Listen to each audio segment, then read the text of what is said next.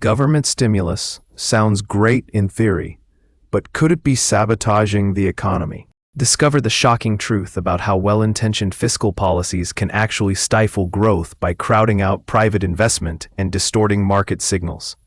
We will break down how government interventions can trigger unintended consequences that hurt everyone. So, when the government spends more or taxes less, it's called fiscal policy.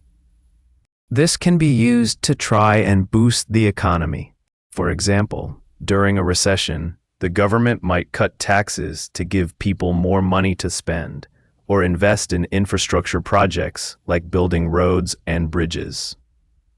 The goal is to increase demand and create jobs. However, too much government spending can also lead to a higher national debt and potentially inflation. On the other hand, monetary policy is how the central bank, like the Federal Reserve in the United States, manages the money supply and interest rates. If the economy is slowing down, the central bank might lower interest rates to make it cheaper for businesses and individuals to borrow money. This can encourage investment and spending. If inflation is rising too quickly, the central bank might raise interest rates to cool down the economy.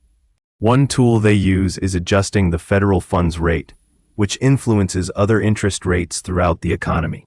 Fiscal policy and monetary policy are distinct.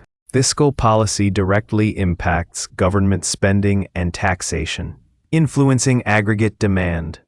Monetary policy works by adjusting interest rates and money supply, impacting credit and investment.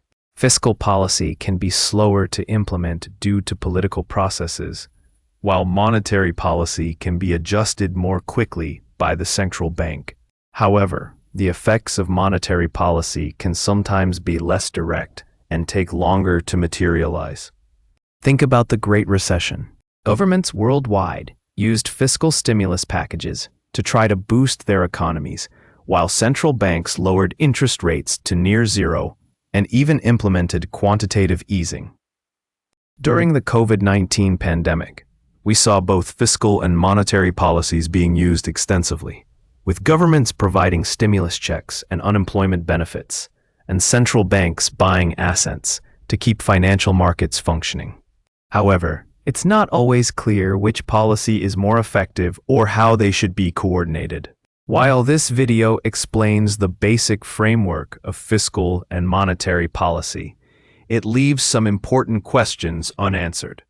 For example, how do we accurately predict the long-term effects of these policies? What is the optimal level of government debt, and how can we ensure debt sustainability?